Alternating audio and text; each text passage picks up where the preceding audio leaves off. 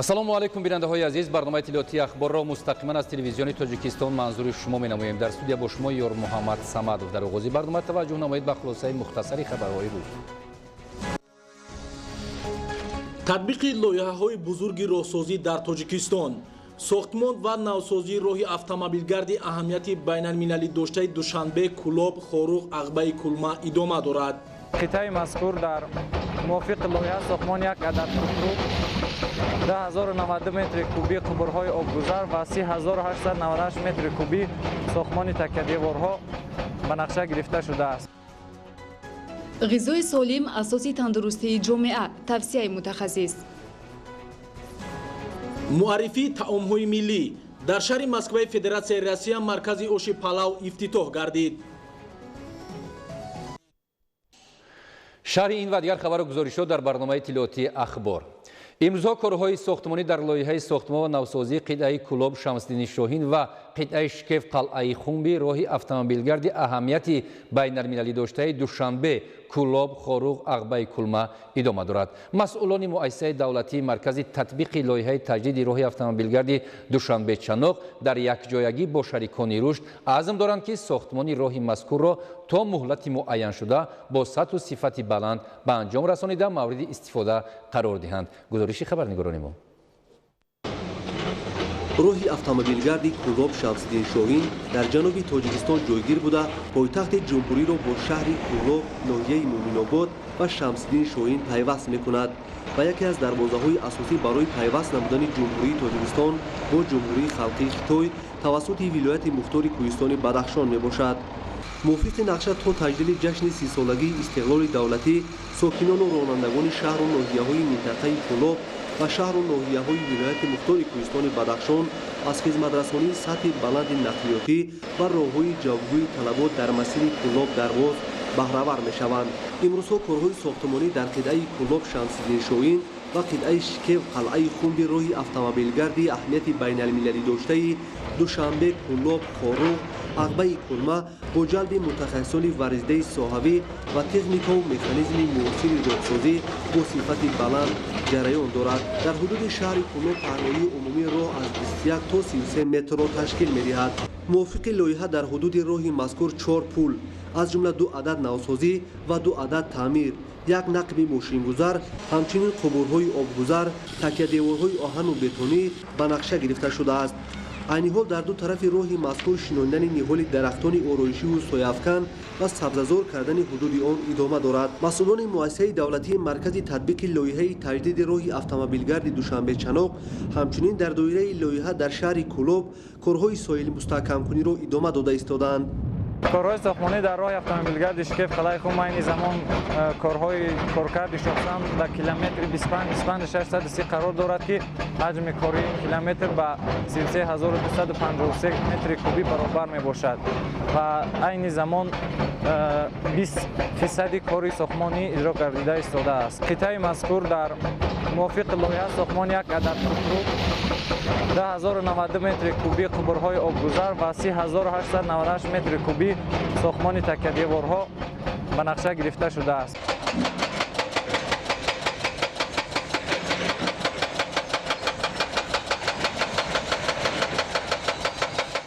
در مجموع در تطبیق لایحه ساختمان و نوسازی قطعه کلاب شمس‌الدین شاهین و قطعه شکف قلعه خنب 574 نفر متخصص با استفاده بیش از 150 تکنیکا و مکانیزم معاصر راهسازی فعالیت دارند. جلب متخصصان ورزیده، استفاده تکنیکا و مکانیزم معاصر راهسازی و فعالیت شبانه روزی به پیشرفت کارهای ساختمانی در این راه اهمیت بین‌المللی داشته زمینه گذاشته است.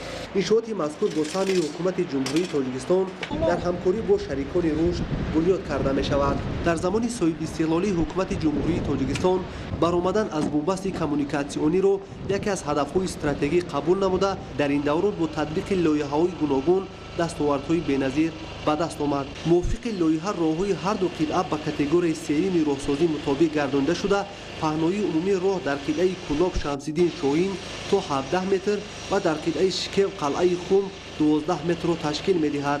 ҷараёни корҳои сохтмонӣ дар қитъаҳои мазкур соли 2019 оғоз гардида мувофиқи дастуру супоришҳои ҳукумати ҷумҳурии тоҷикистон то ҷашни 30-солагии истиқлоли давлатӣ сохта ба истифода дода хоҳад шуд. ҳамчунин дар қитъаи Шикев қалъаи Хум бунёди як нақ бо дарозии беш аз 300 метр ба нақша гирифта шудааст ки айни замон корҳои сохтмонии нақ оғоз шудааст. дарозии умумии лоиҳаи сохтмон ва навсозии қитъаи Кулоб Шамсиддин Шоҳин ва қитъаи Шикев қалъаи Хумби роҳи автомобилгарди аҳамияти байналмилалӣ доштаи Душанбе, Кулоб, Хоруғ, Ағбаи Кулма наздики 58 километрро ташкил медиҳад. дар рафти татбиқи лоиҳаи мазкур масъулони муассисаи давлатии маркази татбиқи лоиҳаи таҷдиди роҳҳои автомобилгарди Душанбе-Чаноқ дар якҷоягӣ бо шарикони рушд ва сифати корҳои сохтмону навсозии таваҷҷӯҳи махсус зоҳир намуда талош доранд ки ин иншооти муҳимро ҷавобгӯ ба талаботи муосири роҳсозӣ ва сифати баланд дар муҳлати пешбинишуда сохта ба истифода диҳанд. мақсади асосии сохтмони иншооти мазкур таъмин намудани бехатарӣ ва ҳаракати мунтазами воситаҳои нақлиёт аз ҷумла ба мерӯҳои байналмилалӣ мутобиқ намудани ҳолат ва андозаи роҳ, инчунин сарфа намудани вақт ва сӯзишворӣ барои кашондани молҳои ниёзи мардум дар ҳама фасли сол ба ҳисоб меравад. дар ноҳияҳои Рашт ва Нуробод майдони боғҳои интенсивӣ 22 гектарро ташкил медиҳад. ин боғҳо асосан аз ҳисоби ҷамъияти масъулияти маҳдуди пайванд бунёд шудаанд. ба истиқболи ҷашни 30-солагии истиқлоли давлатии ҷумҳурии Тоҷикистон саҳмдорони ин ҷамъият талош доранд ки боз дар заминҳои талу тепа 10 гектар боғи интенсивӣ бунёд намоянд. гузориши Дигули Маҳмуд. дар ноҳияи Рашт ва Нуробод майдони боғҳои интенсивӣ асосан аз ҳисоби ҷамъияти дорои масъулияташ маҳдуди пайванд ҷиҳати амалӣ шудани барномаҳои рушди соҳаи боғдорӣ ва марҳила ба марҳила зиёд намудани истеҳсоли меваҳои хушсифат дар шароити минтақаҳои баландкӯҳ бадин васила ноил шудан ба содироти маҳсулоти ватанӣ ба хориҷи кишвар бунёд шуданд. аз ҷумла дар мавзеи навдонаки ҷамоати деҳоти қалъаи сурхи ноҳияи Рашт масоҳати боғи интенсивӣ зиёда аз 10 гектарро ташкил намуда дар натиҷаи дуруст ба роҳ мондани қоидаҳои агротехникӣ, нарм кардани бехи дарахтон ва дар муҳлати муайяншуда додани обу ғизои иловагӣ нашъунамои ниҳолон хеле ҳам хуб мебошад. боғи интенсивӣ 12 гектара дар мавзеи сариқоши ҷамоати деҳоти Хумдони ноҳияи Нуробод аз ҳисоби заминҳои соҳили дарёи Сурхоб бобати аз худкунӣ заминҳои бекорхобида ва афзоиш додани истеҳсоли меваҳои содиротӣ бунёд шудааст. масоҳати 10 гектараи боғи нави интенсивӣ дар шафати шоҳроҳи мошингарди байналмилалии ҳудуди деҳаи Навдонак ҷойгир буда дар ин мавзеи хушбоду ҳавои соҳили дарё даҳҳо намуди ниҳолони мевадиҳанда шинонида мешавад. зиёда аз 600 нафар дар ҳашари имрӯза иштирок доранд. бояд тазаккур дод ки мақсади асосии ин чорабинӣ аз он иборат аст ки барномаи ҳукумати ҷумҳурии Тоҷикистон оиди рушди соҳаи боғу токпарварӣ, оиди афзун намудани маҳсулоти воридоти вазкунанда ва ба содирот нигарон карда шуда ҷиҳати беҳтар намудани сатҳи некаҳволии мардум ташкил карда шудааст. имрӯз мардум иқдом гирифтанд ки зиёда аз 10 гектар боғҳои нав бунёд намоянд. дар раванди барномаи рушди соҳаи боғдорӣ барои афзоиши истеҳсоли меваҳои хушсифат дар ин замина муҳайё намудани ҷойҳои нави корӣ дар ноҳияҳои Рашту Нуробод марҳила ба марҳила масоҳати боғҳои интенсивӣ меафзояд. дар шафати боғи интенсивӣ боғбонон даҳҳо намуди ниҳолони ороишиву сояфканро парвариш намуда истоданд ки нашъунамои дарахтон дар шароити маҳал хуб мебошад. ба гуфти мутахассисон парвариши ниҳолони ороишиву сояфкан дар оянда метавонад манфиати зиёди иқтисодӣ оварад, зеро иқлими маҳал барои ин хеле ҳам мусоид мебошад. аз ҳама муҳим рушди соҳаи боғдорӣ дар ноҳияҳои Кӯҳистон шароит муҳайё месозад то садҳо нафар шаҳрвандони деҳот соҳиби ҷойи кори доимӣ шуда истеҳсоли меваҳои хушсифати ватанӣ боз ҳам афзояд. Идигули Маҳмуд, Додарҷони Мирзозода, барои барномаи ахбор аз минтақаи Рашт. طبق خلاصه طبیبان استعمال لوبیا، معاش و نسک اینچنین میوه‌ها با ارگانیسم انسان فایده‌آور میباشد و به بیماری‌های فشار بلندی، دیابت قند و سرطان فایده بخش میباشد. ترکیب زراعت لوبیایی از سفیده‌ها بای بوده به سلامتی انسان ضرر نمی‌رسانند. بابا کلان امینزاده گزارش می‌دهد. غذاشناسان توصیه می‌دهند که استعمال لوبیا، ماش، نسک و دونگی‌ها می‌توانند шахсро аз бемориҳои фарбеҳӣ, фишорбаландӣ, диабети қанд ва саратон эмин нигоҳ дорад. тиб исбот кардааст ки ғизои дурусту солим ба саломатии инсон фоидаовар буда, дар сурати истифода набурдани ғизои солим шахс метавонад ба бемориҳои гуногун гирифтор шавад. истеъмоли пайвастаи маҳсулоти серавған ва ширинии зиёд сабаби асосии инкишоф ёфтани бемории милки дандон, фарбеҳӣ ва ғайра мегарданд. аз ин ро сокинон метавонанд дар тамоми фасли сол аз мошу лӯбиён, наск ва сабзавотҳои ватанӣ ба таври васеъ истифода намоянд, то ки саломатии худро нигоҳ доранд. дар тоҷикистони мо хусусан маводҳои растанигӣ хеле зиёд ҳастанд. метавонанд аз маводҳои лӯбиёгӣ, хусусан аз мош, аз лӯбиё, хусусан лӯбиёи сурх, аз наск истифода баранд. ин хӯрокҳо аз сабзавотҳо, хусусан аз сабзавотҳое ки аз карам тайёр карда шуданд. ман дар назар дорам хӯриши аз карамҳои гуногун истифода баранд. ба ғайр аз ин аз растаниҳое ки ё ки аз сабзавотҳое ки дар таркибашон нахҳои растанигӣ доранд ки ҳаракати узвҳои ҳозимаро фаъол гардонда барои пешгирӣ кардани ин беморӣ мусоидат мекунанд. масалан себ дар як шабонарӯз шахс метавонад 2 ё 3 дона себ истеъмол кунад. тибқи гуфтаи мутахассисон, организми инсон дар тамоми фазл ниёз ба маводи серғизо дорад. шаҳрвандонро зарур аст ки барои нигоҳ доштани солимии худ аз ғизои солим ва дорои сифати баланд истеъмол намоянд. аз ҷониби ҳукумати мамлакат барои тарзи дурусти истифодаи ғизои солим ба аҳолӣ тадбирҳои заруриро амалӣ намуда истодааст. бобокал намизода, холмуҳаммади давлат, баҳодур ҳасанзода, ахбор. дар шаҳри Москваи Федератсияи Россия бо саҳми як соҳибкори тоҷик маркази оши паллав ифтитоҳ гардид, ки дар муаррифии ин номгӯи таоми миллӣ нақши муҳим хоҳад дошт. гузориши Маҳмадалӣ Сафар ва Хуршеди Сайдаҳмад. ин ошхонаи миллӣ дар маркази савдои бузурги фудсити шаҳри Москваи Федератсияи Россия, ки аз сӯи соҳибкори тоҷик Фахриддин Қурбонов таъсис дода шудааст, бо пешниҳоди таомҳои мухталифи болаззати миллӣ ҳамарӯза шумораи зиёди ҳамватанонамонро гирди ҳам меорад. даҳҳо номгӯи таомҳои миллӣ, ки дар ин ошхона омода карда мешавад, таъму лаззати хос дорад ва фазои басо мувофиқу мусоидаш таваҷҷӯҳи хоҳишмандон ба хусус намояндагони дигар халқу миллатҳоро ҷалб намудааст. ба фаъолият оғоз намудани маркази хизматрасонӣ дар шаҳри Москва яке аз тадбирҳои саривақтии соҳибкорони ватанӣ мебошад, ки барои муаррифӣ кардани анъанаҳои миллии тоҷикӣ дар арсаи байналмилалӣ саҳми худро гузошта истодааст. ба маркази мо ҳамарӯза даҳҳо нафар намояндагони халқу миллатҳои гуногун ташриф оварда аз истеъмоли хӯрокҳои миллии тоҷикӣ баҳра мебаранд.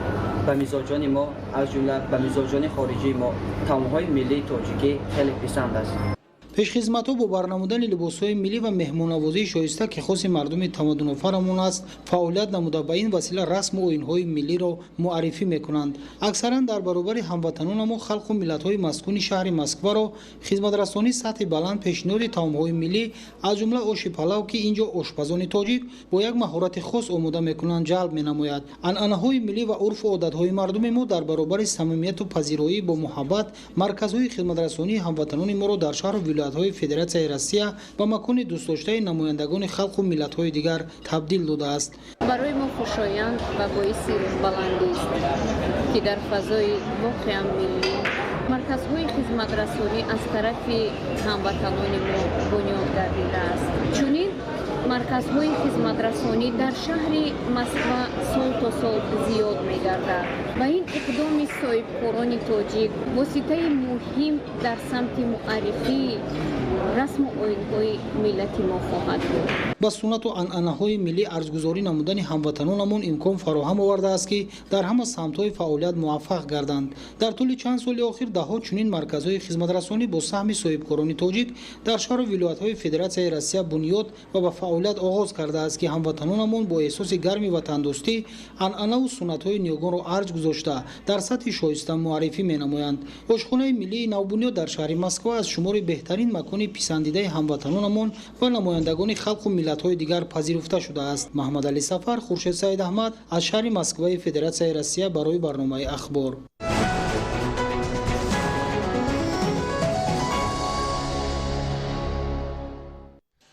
در کالج آموزگاری شهر پنجکین با مقصد جلب خوانندگان به ادامه تحصیل و صحیح‌کسب شدن از روی پیشه آموزگاری روزی درهای کشاد تشکیل کرده شد. در مؤسسه تعلیمی خوانندگان و والدین آنها به شرایط تعلیم، پایگاه مادی تکنیکی شناس گردیده دستاوردهای آموزگاران و دانشجویان به نمایش گذاشته شد. گزارش خبرنگاران ما. کالج آموزگاری شهر پنجکین از مساحهای میانه کسبی به حساب می رود که در دوره 90 سال فعالیت هزارها نفر از اینجا آموزش گرفتند. امروزها در کالج آموزگاری شهر پنجکین از روی 10 اختصاص جوان دختران بعد صنف 9 آموزش را ادامه می دهند و در تعلیمگاه با دستگیری حکومت جمهوری تاجیکستان وزارت معارف و علم شرایط خوبی تعلیم فراهم آورده شده است. مؤسسه از دو فاکولته ریاضی پداگوژی و فاکولته فن‌های گومانیتری عبارت بوده. از روی رویه‌های تحصیلات ابتدایی متماتیکا، انفرماتیکا، تکنولوژیا، گئوگرافیا، زبان و ادبیات روس، زبان و ادبیات تاجیک، تاریخ، بیولوژیا و زبان انگلیسی کادرهای آموزگاری آموده می‌نماید و عین زمان در دو بست 827 نفر دانشجویان به تحصیل جلب گردیدند. امروز بعضی مدل تکنیکی تعلیمگاه خیلی مجهز است. ما از تمام واسطه‌های تکنیکی معاصر برخوردار هستیم. یعنی اتاق‌های فنی ما با تجهیزات‌های معاصر تعلیم مجهز گردانده شدند. از جمله ما برای دانشجویان یک خوابگاهی که به هر حال شرایط مساعد زندگی دارد در اونجا شرایط فراهم آوردیم تا اینکه خوانندگان ما پس از درس پس از تعلیم نیست در خوابگاه هم استراحت کرده توانند و هم شرایط درس یابی داشته باشند. در سیاست معارف پرورانه پرزیدنت جمهوری تاجیکستان پیشوای ملت محترم امام علی رحمان بالاروی صفت تعلیم، تیار نمودن متخصصان بلند اختصاص، واردشوی به فضای یگانه تحصیلات جهانی توجه خاصه ظاهر گردیده. تعلیمگاه، صنفخانه‌ها و خوابگاه از تعمیر کلی برآورده شده، صحن و اطراف مؤسسه آباد، میدان نوی ورزشی ساخته، شرایط خوبی تعلیم فراهم آورده شده است. من سیونزاده رخساره خواننده صنف دهی مؤسسه تحصیلات میانه عمومی رقم 1 به نام ایوان پتروویچ رازی میباشم. من خوشبخت از آن هستم که در این کالج تحصیل میکنم و وقتی که من به این کالج آمدم فهمیدم که چقدر اختصاص ها وجود دارد و من به اختصاصی تحصیلات ابتدایی که کسب را خیلی دوست می‌دارم. ماموریت کالج آموزگاری شهر پنجکین بهر جلب خوانندگان از همه منطقه های کشور به ادامه تحصیل، تربیت کادرهای جوان روزی درهای کشاد تشکیل نموده، دستاوردهای آموزگاران تعلیم گیرندگان را به نمایش گذاشتند و در زمینه آن خوانندگان و والدین آنها به شرایط تعلیم، صنفخانه‌ها، ایونت‌ها، صنفخانه‌های کامپیوتری، کسب و هنرآموزی و بازه مادی تکنیکی کالج شناس گردیده، هوسمندی خود اوید به ادامه تحصیل فرزندان ابراز داشتند. بیننده های عزیز، شما رو با دیگر خبرگزاری شد در نشرهای من بعدی برنامه‌های اخبار آشنا می‌سازیم. سلامت باشید.